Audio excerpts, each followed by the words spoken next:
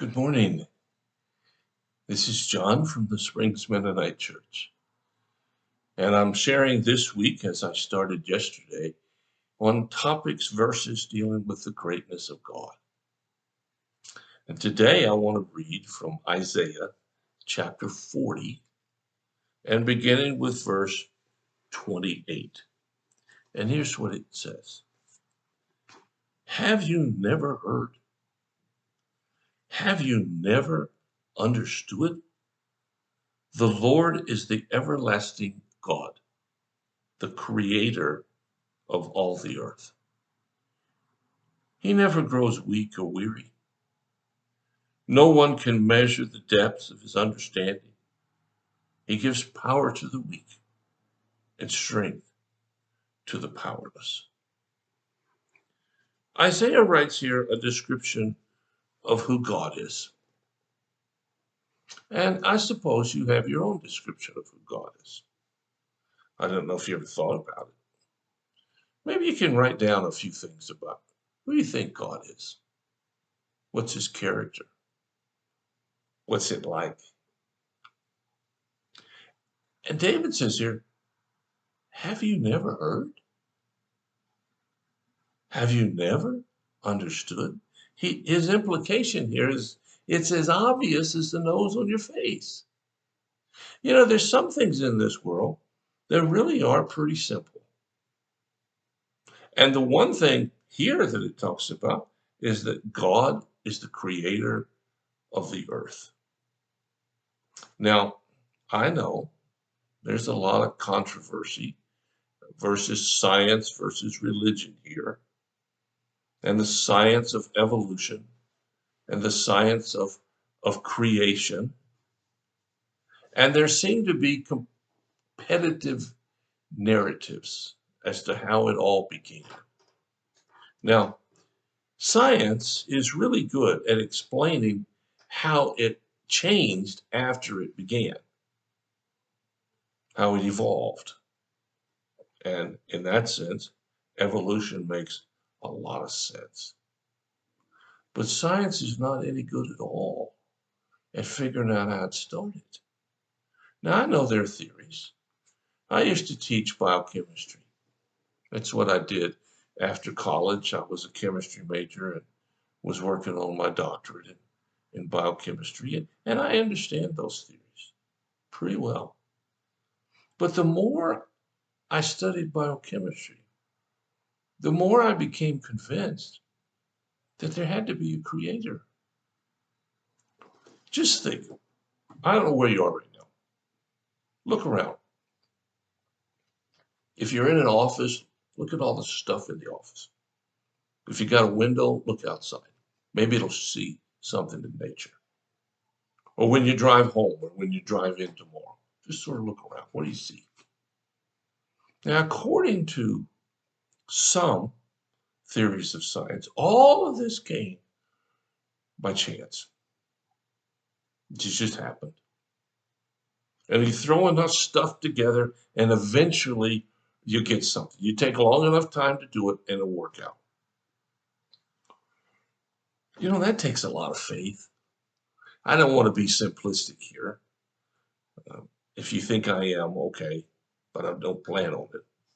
But let's say you want to make a cake and you take all the ingredients and you throw them together and you keep doing it over 1,000 years or 100,000 years or 1,000,000 years. You really think you're going to come out with a cake?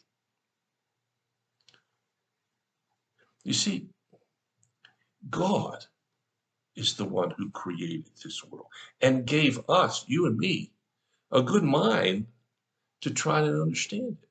And believe me, we understand a whole lot more than Isaiah did when he was speaking.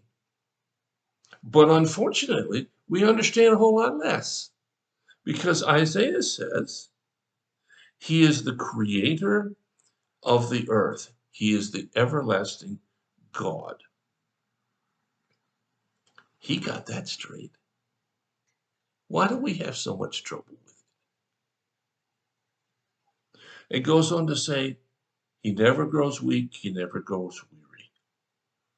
Now, if you're like me, you've prayed about some things that didn't turn out the way you prayed. And you kind of think, well, God, where were you? But it's not saying that God does everything at our call, at our beckoning, at our pulling his string. But it does say that he's always there. And don't you think it makes a little more sense to try to be in tune with God than to try to get God in tune with our desires? I mean, he's the stable. He's the one that never disappears or makes a mistake, not us. And it says here, have you haven't heard that? Have you haven't understood that? I know there's some people who question God, and that's okay. Just tell him, hey, God, what's going on? I've done that many times. It's perfectly all right. God is big enough for me to question him. I'm not big enough to tell him what to do. And it says that no one can measure the depths of his understanding. Whatever situation you're in right now, he knows about it and he cares about it. It goes on to say that he gives power to the weak and strength to the powerless. If you're feeling weak and powerless, okay, not a problem with that. But just remember that God is the one who's going to get you out of it. If we turn to him and listen to his advice and his words, then we've turned to the one who made everything in the first place. I'll go back. Haven't you ever heard that before? Haven't you understood that before? But it is hard to understand. And God knows that. And so when you have trouble understanding, hear the words again of Isaiah. He never grows weak or weary. Whatever your situation, God is there. And he wants the best for you all the time, everywhere. Well, thanks for listening. I hope you have a wonderful day.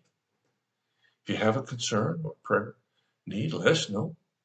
We'll do whatever we can as fast as we can to help meet your need. So until tomorrow, when I have a couple more thoughts about the greatness of God, I wish you the very best. Take care. I'll talk to you again.